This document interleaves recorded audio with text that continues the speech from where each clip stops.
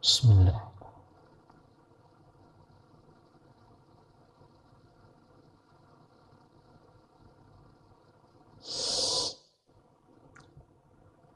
Assalamualaikum warahmatullahi taala wabarakatuh.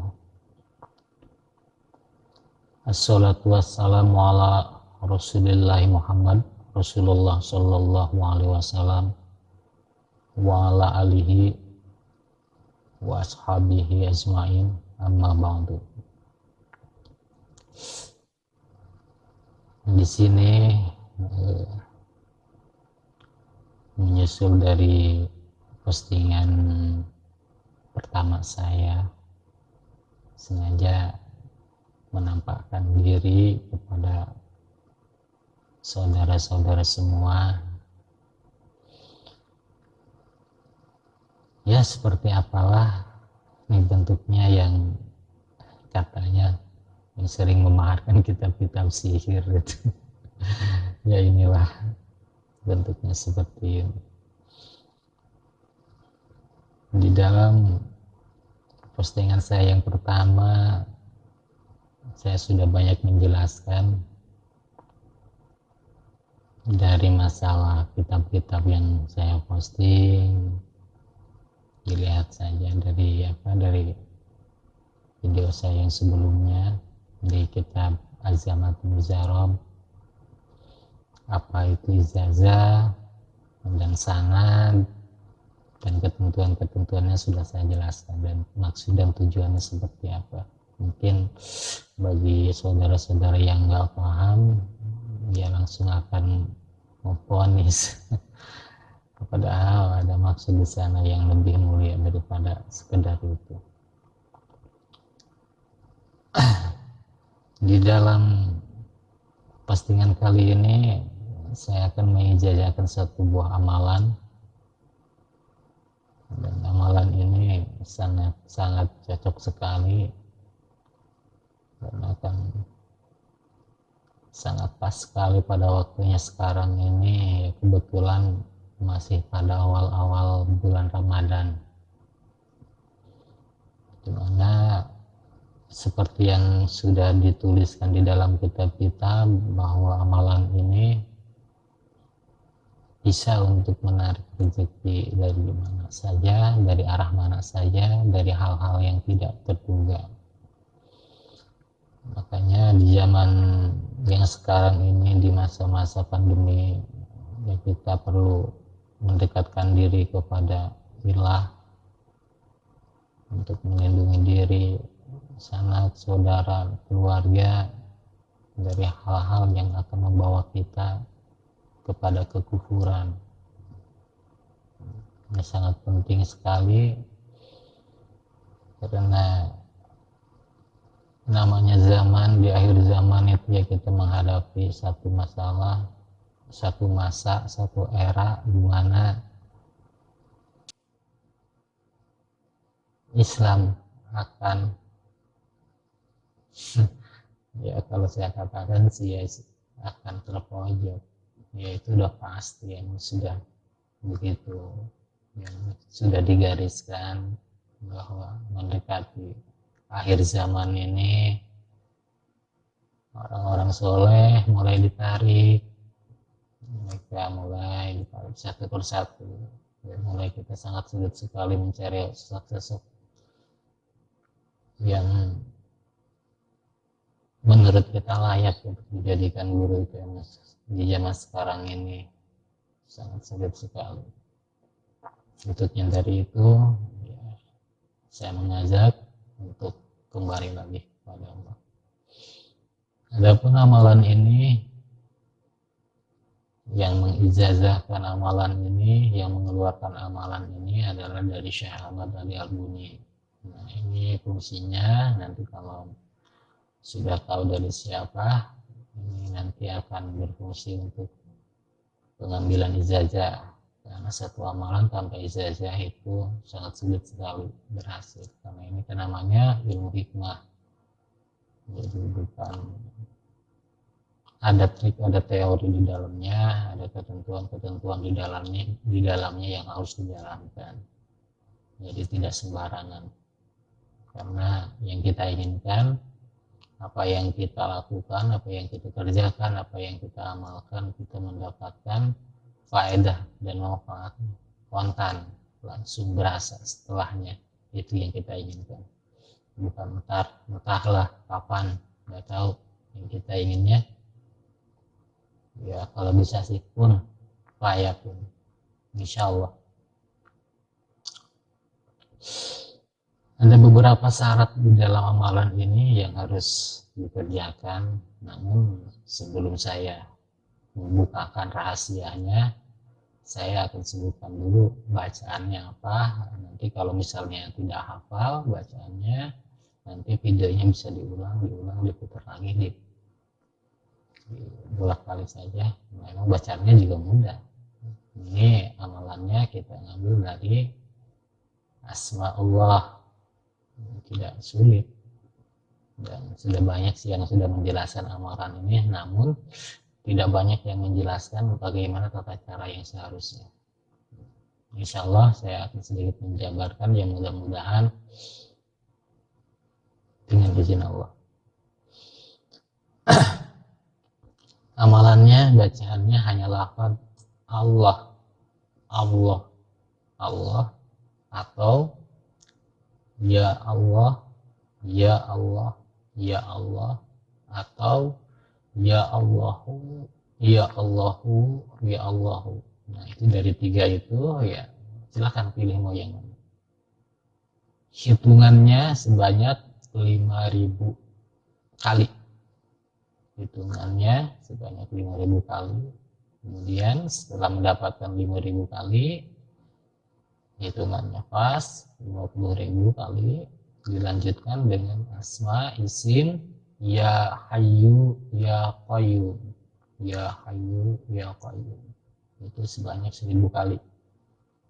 Jadi lafaz Allah 5.000, Ya Hayyu Ya Qayyum 1.000 kali istilahnya. Itu saja amalannya, tidak banyak, dan memang sangat cocok sekali di bulan Ramadan ini ya, kita mengagungkan, menzikirkan Bismillah. Dan insya Allah di bulan Ramadan ini jika menzikirkan ini tidak akan mendapat gangguan dari hal-hal yang gaib, misalnya dari iblis-iblis itu ya. Insya Allah di dalam bulan Ramadan itu mereka dibulan-bulikan. Dan hanya yang ada itu hanya nafsu kita aja. Nafsu aja udah segini beratnya ya, baru ditambahin iblis. Pertama yang harus dilakukan adalah sebelum memulai amalan ini, pengambilan ijazah. Lalu bagaimana caranya untuk mengambil ijazah ini tanpa ketemu dengan pengijazah, ya dimana beliau yang mengeluarkan amalan ini pun sudah wafat ratusan tahun yang lalu, tapi ada tata cara itu untuk mengambil ijazah langsung. Yang pertama caranya adalah lakukan sholat hajat 2 rakaat. Rakaat pertama setelah Fatihah baca surat Al-Kafirun, ya ayyuhal kafirun, ya ayyuhal kafirun, a'udzu ma ta'budun, akhir minimal 3 atau 7 atau 21 kali. Kemudian di rakaat kedua setelah Fatihah baca Al-Ikhlas minimal 7, 11 sampai 21 kali. Setelah salam baca syahadat 3 kali, istighfar 21 kali, dan sholawat 21 kali. Setelah itu jika saudara ada yang tahu tentang ayat-ayat keutamaan doa, lebih bagusnya dibacakan setelah itu, bacakan 1 kali. Misalnya banyak dicari di Al-Quran atau di banyak keterangan tentang keutamaan doa dalam Al-Quran, itu dibacakan. Ya kalau tidak tahu, misal tidak tahu ya tidak apa-apa, tidak dibacakan juga. Cuma yang lebih bagusnya bisa dibacakan, atau mungkin jika ingin tahu ya bisa menghubungi saya di nomor yang tertera di bawah untuk minta bacaan ayah-ayah yang berhubungan dengan doa. Setelah pembacaan itu lalu kita bertawasul. Tawasulnya seperti biasa. Yang pertama ya ke Rasulullah, kemudian ke orang tua kita, ibu kalau masih ada bacakan, biasa dilaruhi. Kalau misalnya sudah meninggal dilaruhi. Terus ke empat sahabat,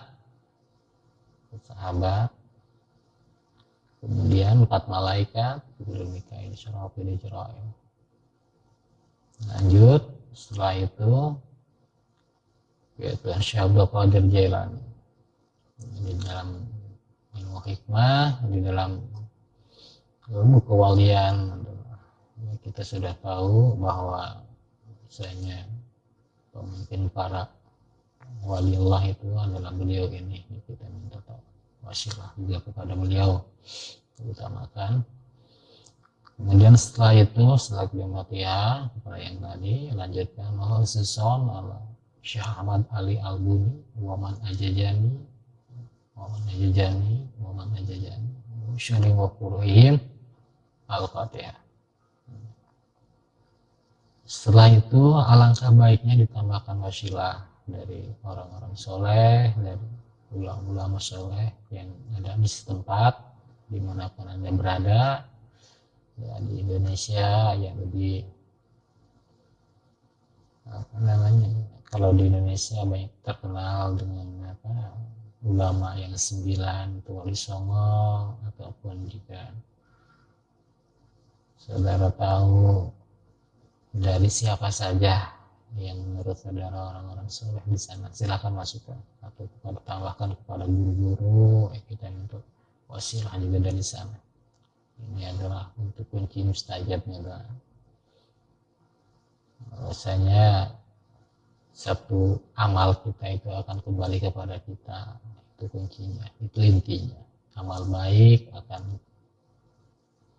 berbalik baik, amal buruk akan berbalik buruk. Kita mendoakan seseorang, maka sebaliknya kita akan dapat doa dari seseorang. Itulah yang kita inginkan. Setelah selesai itu ya Fatihah, bacakan Qul Falaq Nas 3 kali. Kemudian akhiri dengan Fatihah. Selesai itu sesi untuk pengambilan ijazahnya. Insyaallah dimanapun dengan guru siapapun pasti intinya seperti itu. Ijazah itu yang namanya yang disebut-sebutkan sebagai sanad katanya. Ya mungkin ada yang sana berurutan dari bin ABCD. Kalau saya sih tidak hafal, saya hanya mengambil garis bawahnya, mengambil garis besarnya saja. Hanya orang-orang yang saya kenal yang tahu betul bagaimana orang-orang soleh ya, insyaallah saya tawasul juga ke sana minta sebagai wasilahnya. Itu lebih masuk akal daripada kita bertawasul kepada seseorang yang kita tidak tahu.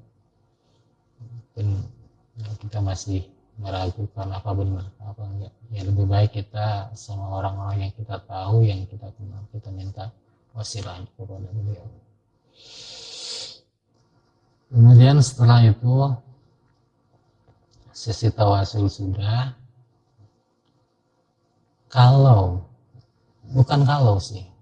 Harus sempat. Dalam satu amalan itu kita awali dengan pembacaan sholawat. Dengan pembacaan sholawat minimal 100, lebih bagusnya 1001 kali.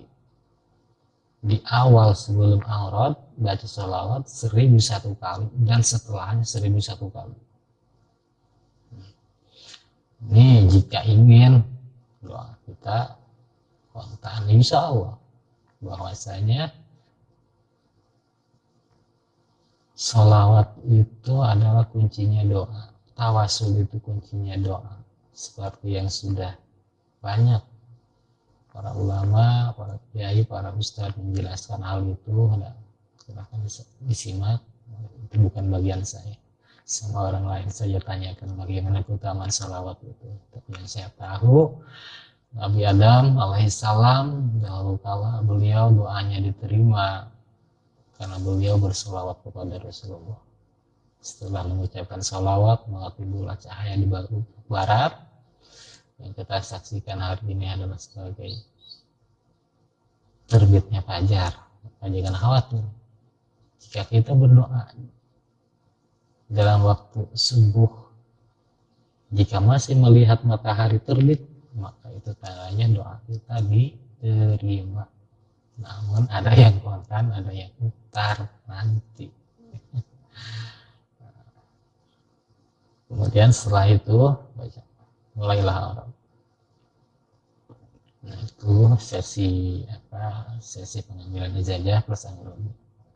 Ketentuannya seperti ini yang penting. Ketentuannya yang penting.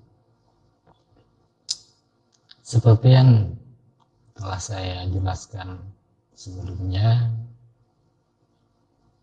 bahwasanya kalau kita ingin doa kita mustajab, maka kita harus mengenalkan diri, membawa diri kita kepada Khalik kita.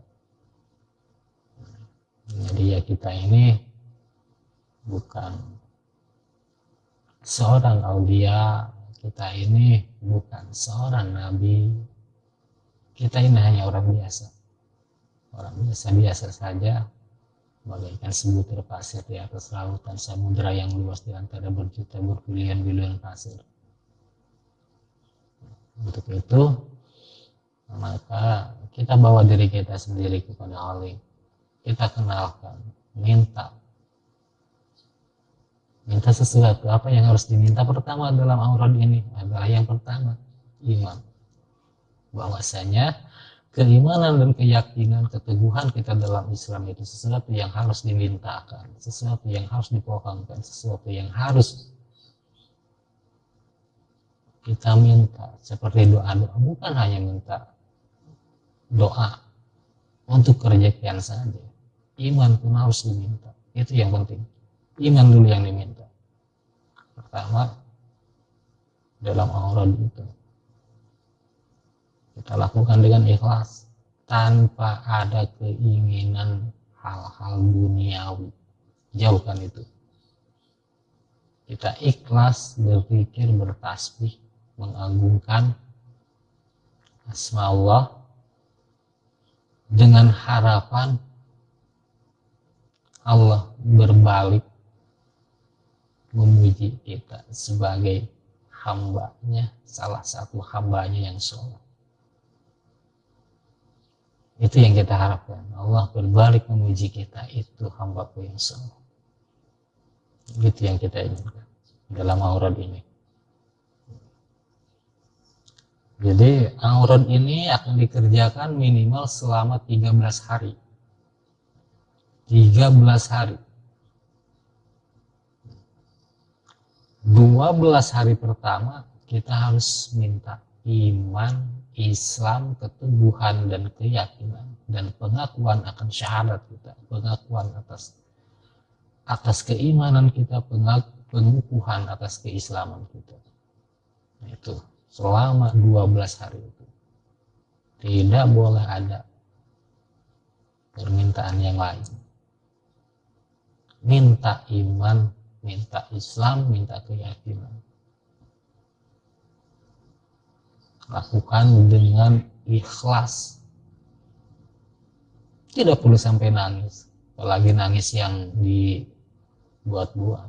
Kalau mau nangis ya nangis, terus nangis bahwa kita ini emang merasa diri yang banyak orang di antara orang-orang yang sering berbuat dosa. Kita nangis di situ mengakui, tawadu akan semua kekurangan kita. Nah itu baru nangis yang diperbolehkan, bukan nangis seperti sinetron karena kita menginginkan sesuatu.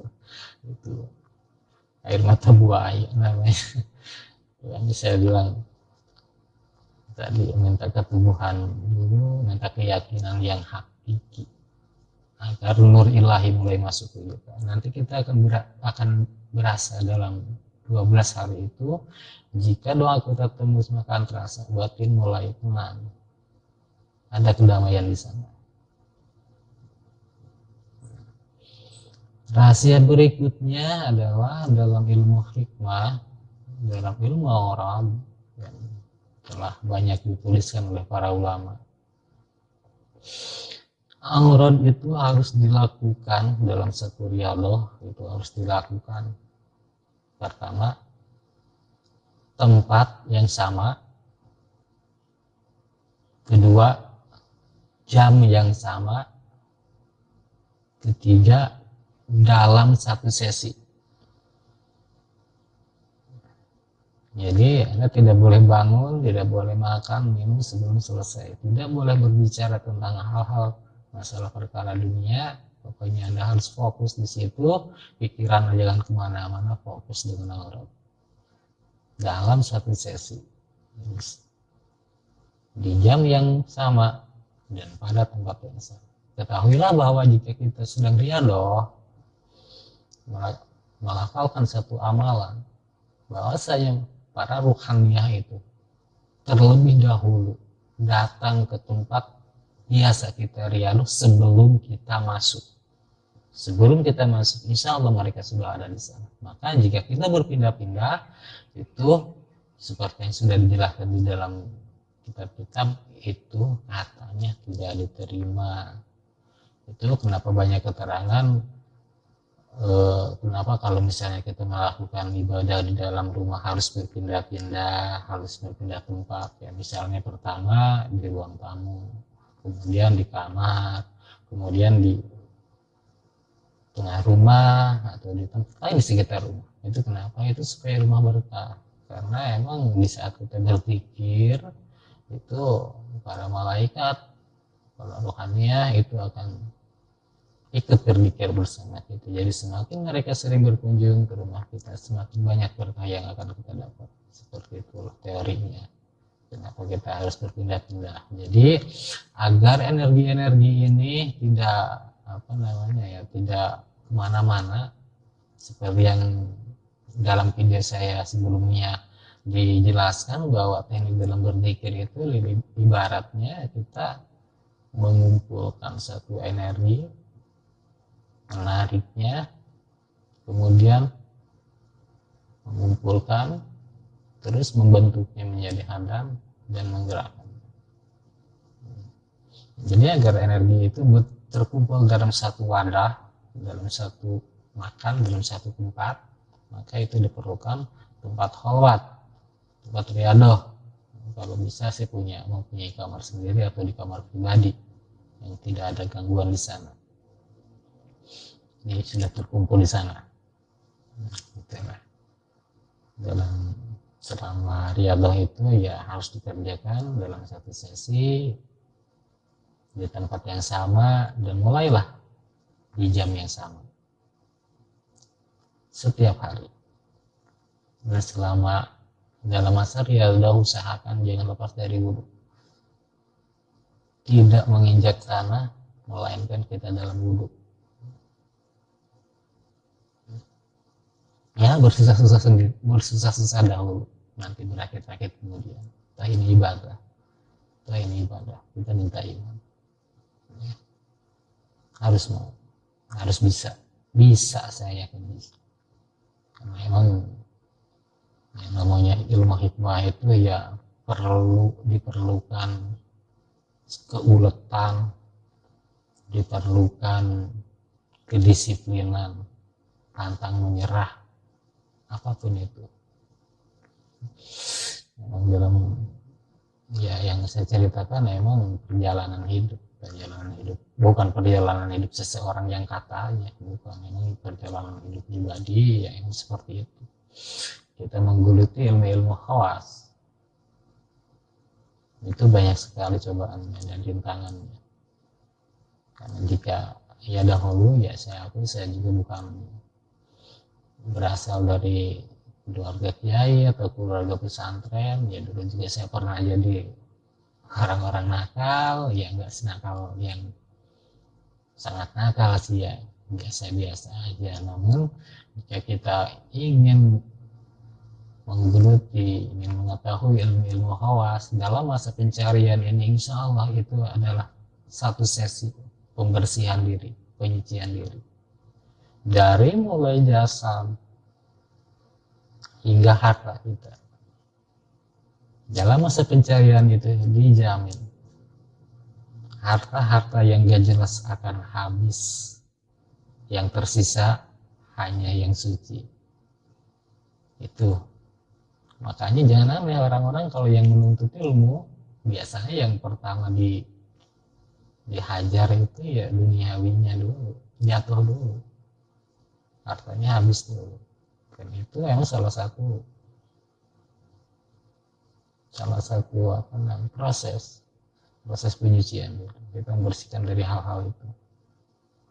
Namun pada dasarnya sehabis apapun harta kita itu tidak akan pernah kelaparan, tidak pernah kekurangan. Walaupun habis ada aja rezekinya, cuma tidak lebih, cukup.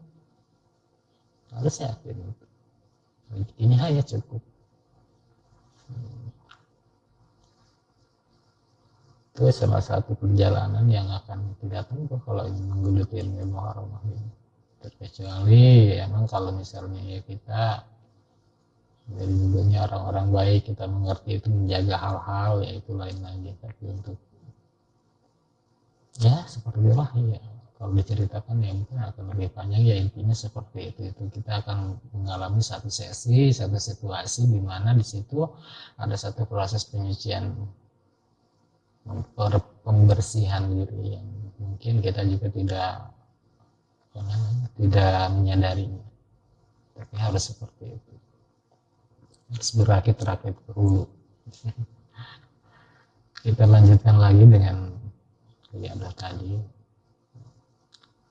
Jadi riadahnya ini selama minimal 13 hari.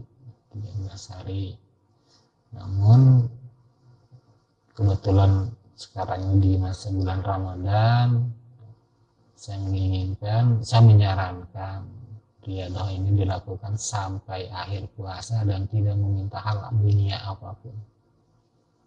Hanya minta iman, Islam, bertobat di sana dengan aurat ini. Nanti, ini namanya proses menarik energi dan mengumpulkan. Kemudian kita membentuk. Jadi prosesnya itu seperti tadi, kita ijazah dengan salawatnya, kita melakukan persiapan dengan peralatannya. Itu salawatnya peralatannya kita untuk menarik, kita gunakan salawat. Kemudian kita bentuk, kita tarik dengan auratnya, Allah, kita tarik, kita kumpulkan di situ di satu tempat, dan kita bentuk dengan asma ya Hayyu ya Qayyum, ya Hayyu ya Qayyum, kita bentuk di sana ya Hayyu ya Qayyum. Itu proses pembentukan. Nah, sekarang di hari terakhir yang lebih pas di malam takbiran nanti setelah mau lebaran, kalau misalnya pas hari saum, pas bulan Ramadan ini ya, karena emang ini saya keluarkan video ini di bulan Ramadan ya, jadi saya fokus di bulan Ramadan. Kemudian jika nanti mau dikerjakan di lain bulan, yaitu ada satu hal yang harus dikerjakan untuk membentengi diri, karena emang sejatinya ahli zikir itu musuh iblis, dan iblis akan selalu berusaha menghentikan siapa saja yang mendawamkan, yang menzikirkan asma-asma Allah. Dan saya berkata seperti itu bukan katanya, ada kejadian seperti ini.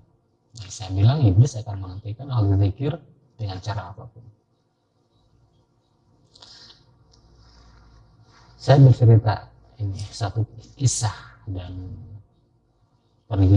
perjalanan spiritual dari seorang guru saya, dan alhamdulillah orangnya masih hidup sampai sekarang.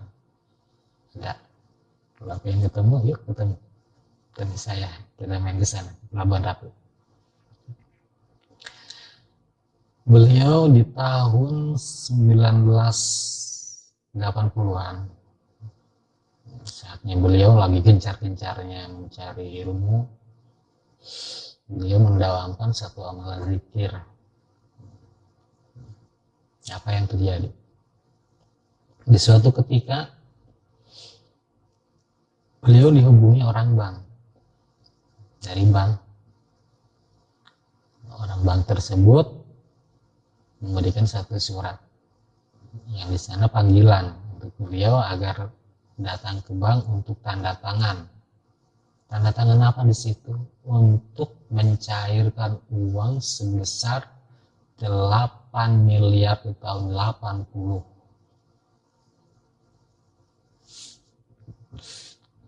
Alangkah kagetnya beli saya. Alangkah kagetnya beliau ini. Lah, ini uang dari mana sih? Siapa yang memberikan uang ini? Terus saya nggak punya saudara yang sekaya ini. Tahun 88 miliar itu sudah, mungkin sekarang udah 8. Apa? Harga beras di situ 100 rupiah udah dapat banyak kan. Jadi saya sangat bingung itu siapa yang mengirimkan uang sebanyak ini buat saya. Kemudian beliau datang ke bank, dan ternyata benar, orang bank menjadwalkan di situ, silahkan tanda tangan, kalau sudah tanda tangan ambil. Tetapi karena beliau ini tidak merasa, dan jauh sekali nggak ada keluarga yang sekaya itu. Dari mana uang ini nggak jelas. Dan apalagi beliau ini lagi mencari ilmu, lagi taat. Beliau menolak, lah ini bukan buat saya, mungkin salah.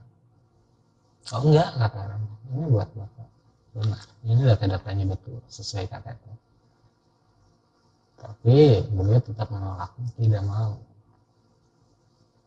Kemudian di situ tidak terjadi kesepakatan, dan beliau kembali pulang ke rumahnya. Setelah di rumah, malamnya beliau tidur dan seperti biasa orang. Dan kemudian di saat tidur beliau bermimpi. Nah, beliau ditemuin nih, ini dia rahasia.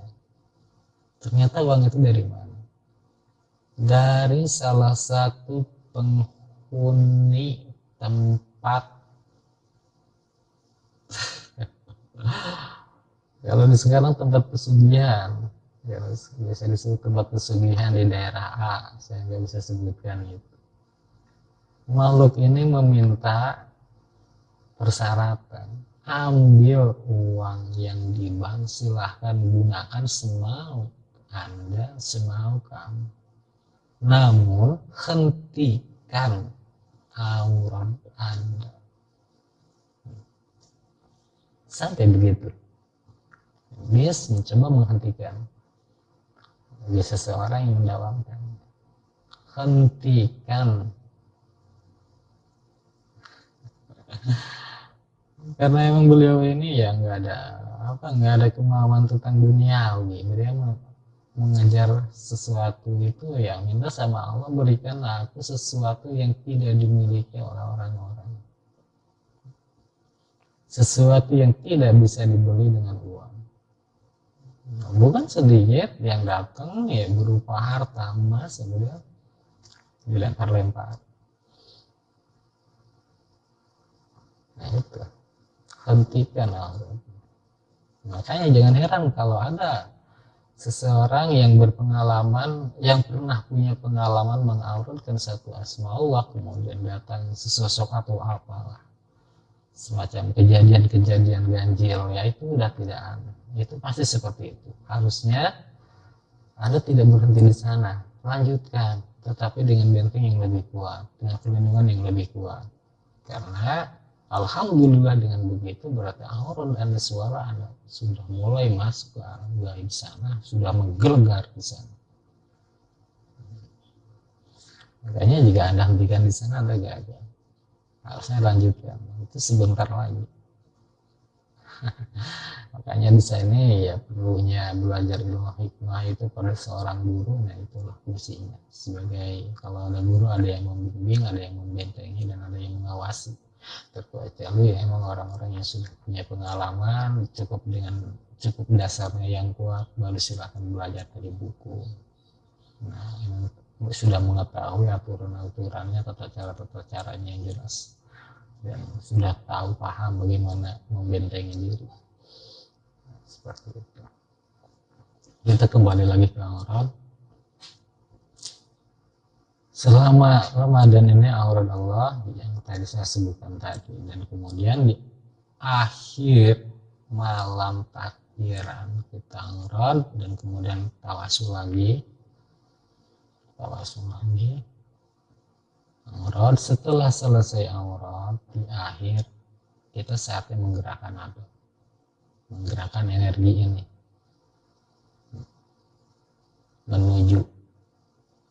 menunjukkan, mengatakan hazab itu. Boleh minta kalau sekarang, karena kita udah bekerja, minta gaji. Di sana apa yang ada minta di sana? Kalau minta kerezekian, cari ayat-ayat Al-Quran tentang kerezekian. Misalnya doanya Nabiullah, misalnya Robbi la tadarni fardan wa anta khairul warisin. Tidak perlu banyak, hanya perlu 3 kali, tapi dengan fokus. Kalau belum bisa fokus 3 kali, lanjutkan sampai 7 kali. Dapatkan yang fokus di situ. Robbi la tadarni fardan wa anta khairul warisin. Waris di situ. Kita tunjukkan waris di situ. Minta apa? Warisnya apa? Minta uang kah? Atau minta harta kah? Atau minta kehidupan aja? Jangan banyak-banyak, minta satu hal di situ, warisin. Kalau mau kontan, misal Rabbi la tadani fardan wa anta khairul warisin, dan masuk dalam hati, minta waris. Kalau udah bulat, dapat dengan konsentrasi sudah. Kemudian setelah itu, seperti yang saya tadi katakan, bahwa akhir dengan sholawat 1001 kali. Saya tutup, alhamdulillahirabbil alamin. Nah, itu kemudian jangan karena riyadhahnya selesai kemudian auratnya ditinggalkan. Nah itu yang salah. Jika dalam satu sesi riyadhah kita sudah menyelesaikan satu amalan dan insya Allah mencapai sampai akhir, jangan tinggalkan amalannya, dawamkan. Nah itu kuncinya, dawamkan. Cukup satu amalan itu sudah mencakup semuanya, fungsinya sama. Amalan A, B, C, D, semua fungsinya sama. Makanya saya mengambil satu asma dengan asma yang puncak, itu asma Allah, itu dapat mewakili dengan 99 asma husna yang lainnya. Cukup satu, dawamkan. Jika ingin selalu dekat Allah, 1000 kali. Allah. Seharinya. Cukup 1000 kali. Jika ingin lebih lagi, mendapatkan satu keajaiban ahli karomah, teruslah bertasbih. Allah, tanpa henti. Tidak dengan hitungan. Itu namanya dengan zikir nafas. Tanpa henti, tanpa hitungan.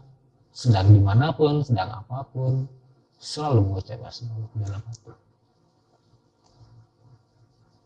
Maka insya Allah akan ada kedekatan dengan Allah, dengan makhluk rohani. Sesuatu yang tersembunyi mulai dibukakan, sesuatu rahasia mulai diperlihatkan di sana.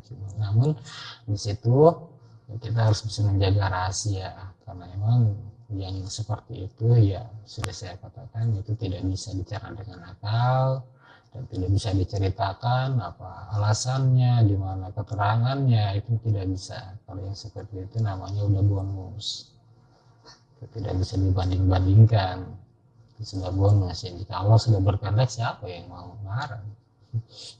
Hak prerogatifnya Allah, dan Allah menerima semua doa. Ya, makanya ini sangat penting sekali amalan ini. Ya, saya merasakan banyak sekali yang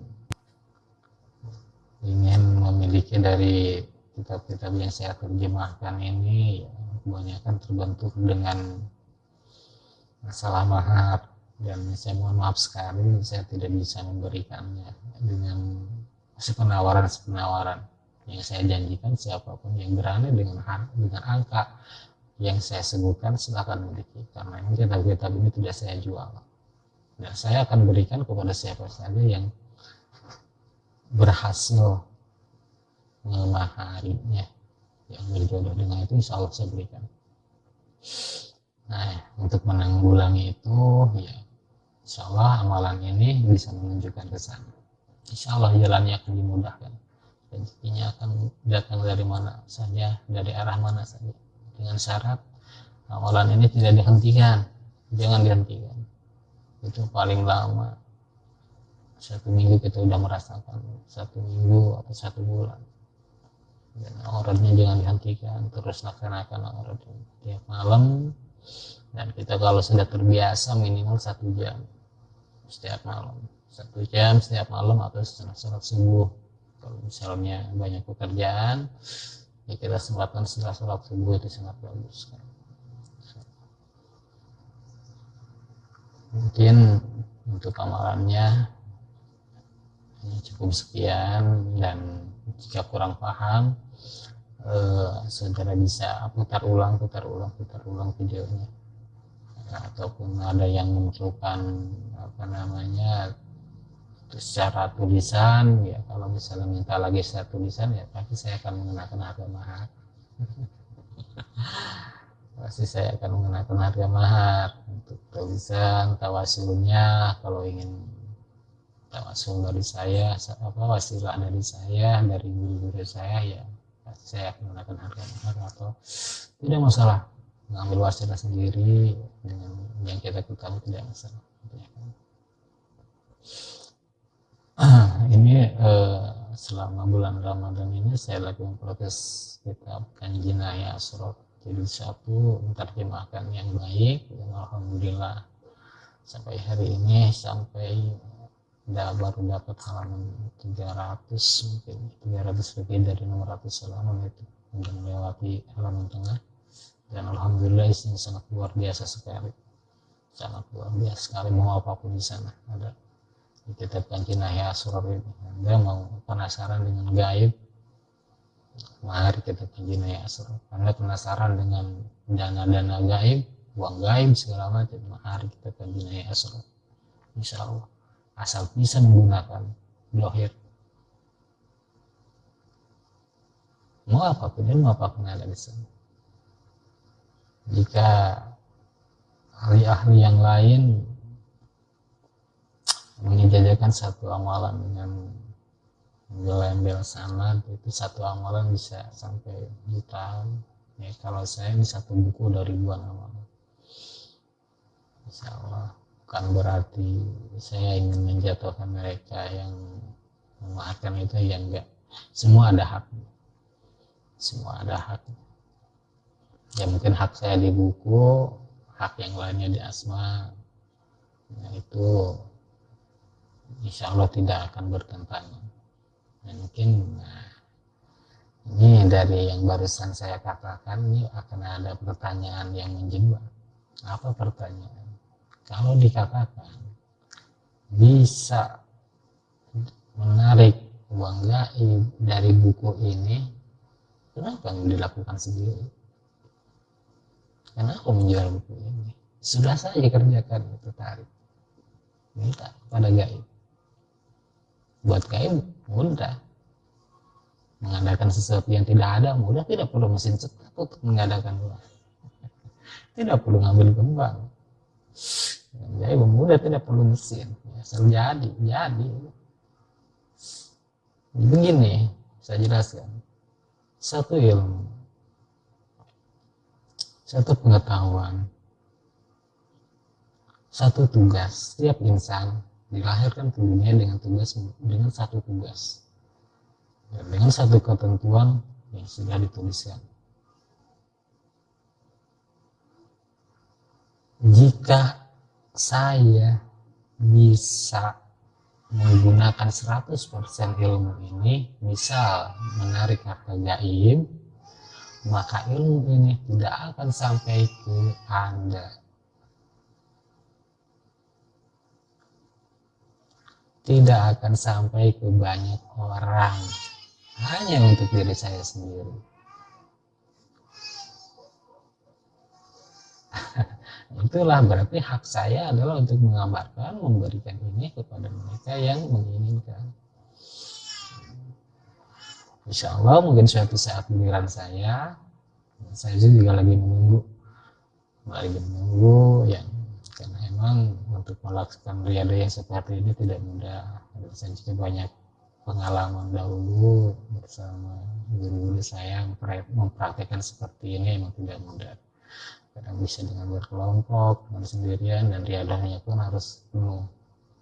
Riadahnya harus penuh, ya kadang dilakukan di tempat-tempat yang sepi, terpencil. Ya. Itulah ilmu karamah itu seperti ini. Ya. Kita harus menjadi hal-hal, bukan maksudnya kita mendekati jin, ifrit segala macam, ya enggak. Yang dimaksudkan di sini ya kita mencari ketenangan di sana untuk dia, karena memang dipersyaratkannya seperti itu, dan peralatannya pun harus lengkap, ya adanya harus penuh, baru itu bisa mendapatkan.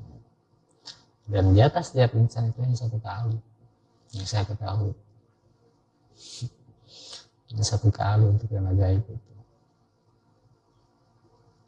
seumur hidup ada jatahnya.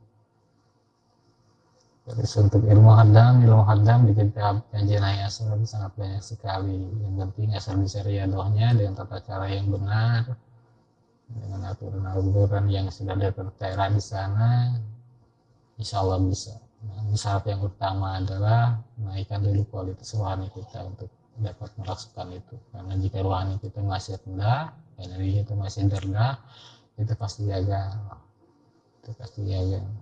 Artinya naikkan dulu, maka mintalah iman. Dengan iman nggak ada yang kita takutin. Dari saya cukup sekian, kurang lebihnya mohon maaf. Insyaallah lain waktu saya buatkan satu konten lagi. Assalamualaikum warahmatullahi wabarakatuh.